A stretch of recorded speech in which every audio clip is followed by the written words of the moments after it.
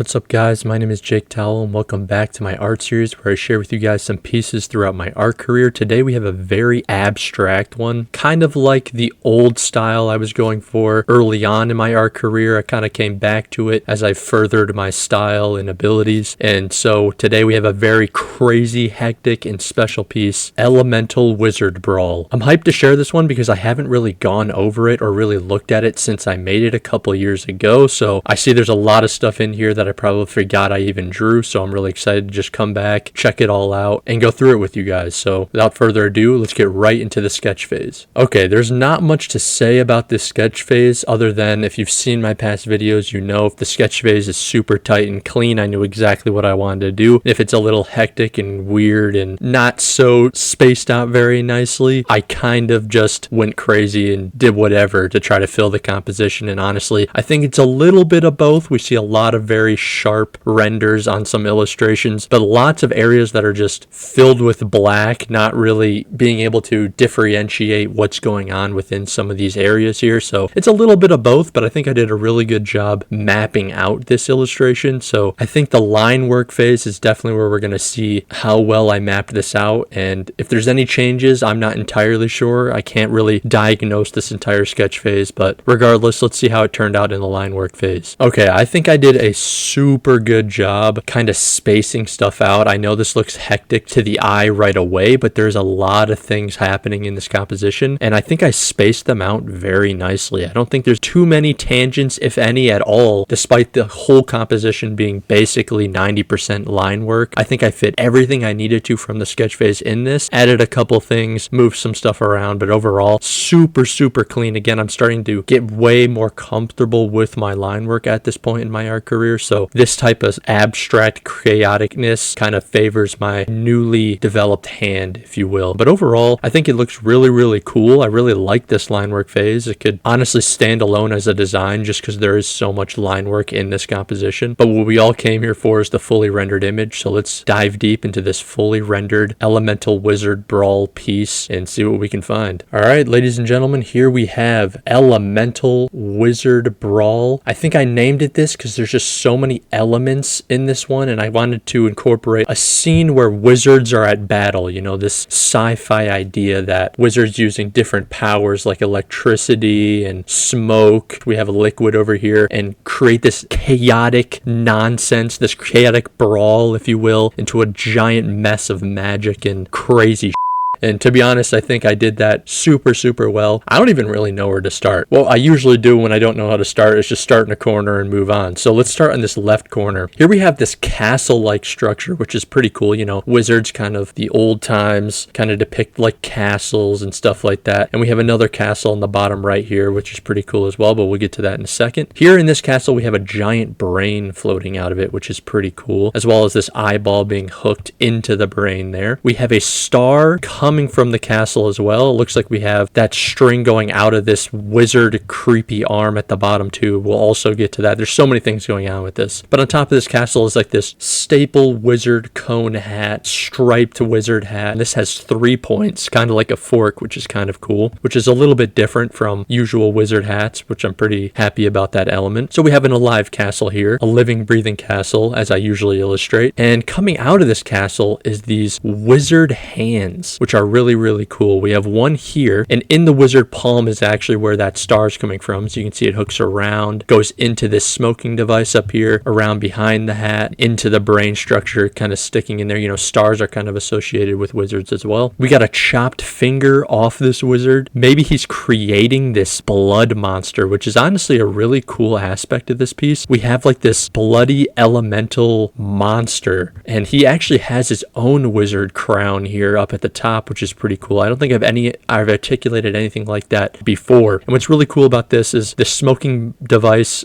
grain, if you will, is actually inside of the blood as well. So he's kind of like fusing with a lot of the elements around him, which is pretty cool. But this blood monster is awesome because he also is getting stabbed. Can you stab blood? Of course you can. With this elemental shock wizard, which is coming from this antenna here from this middle structure. I don't know how I want to go from thing to thing, but we talked about the wizard hand hand. So let's talk about the other one here. This one's really, really cool. This one has a lot of bendy arm structure. You know, we have a lot of muscles here. I really like how I articulated the anatomy of this hand. It really looks flesh, but it's impossible, right? It's very sci-fi. And we have a little loop the hand goes around, which is a pretty cool element. And here we have the hand itself. Look at those fingers. That's a pretty cool hand, honestly. Those crooked wizard fingers, and coming out of the palm again is that star going in his arm there, out his arm there, in his arm there. And I guess that's what comes out of the castle initially and stabs the brain there, which is pretty cool. In his hand is a wand. Of course, wizards have wands, and it's creating that smoke. So as you can see, it's creating the smoke that's also going into this giant wizard, maybe in the center of the composition. And from this smoke, we have that smoking device, right? And going to the top left. And here we can see, you know, the blood funneling into the smoking device, as well as this spear going up and through the tongue that belongs to this shocky elemental dude at the top of the screen. So that's the wizard hand associated with that. Let's move to the other castle here. This castle's pretty cool. It's like a clock tower, which I've never rendered up until this point. So we have this clock tower with this really long hand, and there's a lot of things going on with this clock tower. It's very much alive, like the other one. It has a brain, it has eyes, it has a heart at the bottom right, and it has this like wiggly flesh hand coming out of it. And as you can see, it's kind of holding on to this spear that's going into the middle of the wizard, but again, we'll get to that in a second. Coming out of that wizard, also big mouth in the middle, is this tooth that broke out. Much like Hook Chomp City, we have a tooth going up and around and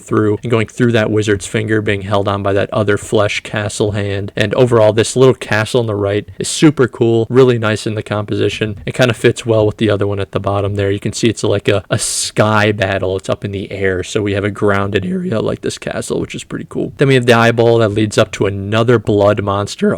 Everything's alive here. There isn't anything here that isn't alive. To much of my style back in the day, that's kind of what I did. But as you can see, another living blood monster there. Moving up from that hand again, holding a spear. Let's talk about the thing in the middle. This is the anchor point of the composition, I would say. We talked a little bit about the mouth. We have a lot of teeth going on, two very long teeth, which is pretty cool. Going up and around, we have his eye socket area that's going up. A lot of things going on there, getting punctured by a flag, but we'll get to that, of course. And coming out the other flesh hole there is an electric pole. And that electric pole has a ring hooking onto the tongue to that electric element at the top. I love the colors, right? What's popping here? Red, purple, green, blue, very vibrant and solid colors that really make this composition pop. And I really, really enjoy how that looks overall. But this center point is definitely an anchor point, as well as the spawn of everything. You know, it's fleshy. It's the most neutral colored thing in the composition. Coming out the right hole here, another really cool, one of my favorite parts of this piece is this water effect. So I created this water effect monster. You can see his teeth are very jagged, so we have a water element, right? And this electric element's teeth are very sharp. So I kind of followed that theme where the water is very sporadic, jagged. So are the teeth of this monster as well. Hanging from this monster is a tongue, which is pretty cool, and it's being chopped off and then hooked with the original monster there, hooked onto the other hook. So they're kind of connected. The tongues are connected, but not naturally. So we have those two hooks, which is pretty cool. And we have some two eyeballs, which I guess this is the eyeballs of this liquid monster here coming out of his tongue, which is just a very interesting place to have an eye socket. Another interesting little thing I put here is like a skull hourglass, which is kind of interesting because I have a tattoo of that exact thing on my arm. I don't know why I added this. This is a very interesting part of the piece. I think it's just a cool little Easter egg within this. I added a lot of, you know, inanimate object stuff like this spear that we were talking about. So I guess this just kind of fits in with it as well. Talking of the spear, we follow that spear. It's jagged, very goes up and around and up and around, and actually becomes this pole that holds this flagpole here. So it's actually a flagpole, and at the top we have, you know, the very stereotypical metal ball at the top of like a flagpole or something like that. But this one's very intricate. This one's creating like a chain loop with other chains. So it's like chain to a chain, maybe looks kind of like a bullet at the top, chain to another bullet on the left side. Super, super insane details in there. And as you can see, the flag is also alive and puncturing through that fleshy eyeball, which just makes even more sense. Am I right? Moving up to the top, we have these very cool looking, I don't even know what you would call it. Like they're fleshy armed worm spear things, but they have these like really cool points to them. As you can see, this little ball point to it. And it's actually being wrapped around and into the cloud. You can see the end of it there. A lot of chain stuff going on. It's going through itself into the water element, down there, up and around by the hourglass. This one also going up and into the cloud, down and around, through and up. It actually becomes this bullet, it looks like. So it looks like it goes in there, up and around, and into the bullet, which is cool. Oh, no, there it is. Comes out the mouth of the flagpole. My bad for even knowing my own composition. This one going up into the smoke is going through the electric guy and down under it right there. Honestly, that is pretty much Wizard Brawl, Elemental Wizard Brawl. If you guys are interested in prints of this piece, the link in the description down below is my print store. This is a piece that you can buy at various different sizes. Again, I really love this piece because there's so much going on, and again, I kind of veer away from this more abstract, chaotic style that I had back in the day. Kind of refine my stuff into something that people can really recognize at first glance, but this is a prime example of the more and more you look at my art, I think you find more and more, and it becomes cooler and cooler. So I know objectively it's a very saturating to the eye, but I urge you guys to really look at my art pieces and really dig deep into the details, and that's what this channel is all about, is kind of just explaining these pieces in a lot more detail. I honestly really love this piece, so I hope you did too. If you did enjoy this piece, consider leaving a like. It really helps out the channel, as well as leaving a comment down below. What is your favorite aspect of this piece? I'd really like to know what kind of elements you guys really enjoyed in this one. And of course, if you like videos like these and you enjoy my art, consider subscribing. It's simple as hitting one button. It helps me out a lot. And yeah, again, if you made it this far, I appreciate you. I appreciate you checking out my art. I hope you think it's cool,